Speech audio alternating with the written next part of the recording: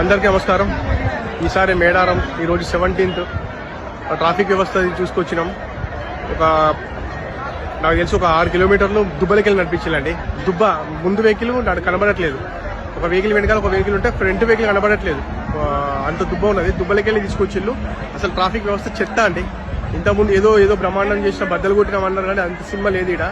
నేను ఈరోజు 17th రోజు చెప్తున్నా, ఈసారి అట్టర్ ఫ్లాప్ అండి.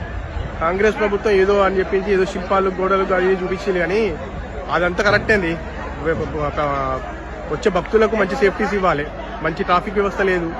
గుడిలు కొట్లాట అండి, తొక్కిళ్ళు. మా మిస్సెస్ ఇరుకపోయింది, పిల్లలు చిన్నపిల్లలు 16 మంది వచ్చినాం, అందరూ ఒకటి ఈ జాగా జాగపోయింది. అసలు పరిస్థితే కరెక్ట్ లేదు ఇక్కడ. ఏదో చెప్పుకోవడానికి తప్ప ఏం లేదు. సీతక్క టీవీ ఇంటర్వ్యూలు బాగా వలే ఇస్తాను కదా, ఓ రోజు ఇలా వచ్చి మా లెక్క లైన్ నిల్చొని దర్శనం చేసుకొని పో, గురుగుర్రు అని చెప్పేసి సౌండ్లు పెట్టుకుని వచ్చి పోయి కాదు. ఆ దుబ్బలకెళ్ళి రా ఒకసారి. నేను మమ్మల్ని అందరూ దుబ్బలకెళ్ళి నడిపించి నువ్వు మెయిన్ రోడ్ నుంచి వస్తాను కదా, ఓ రోజు దుబ్బలకెళ్ళి రా, నీకు సీతక్క నీ కథ అంతా తెలుస్తుంది.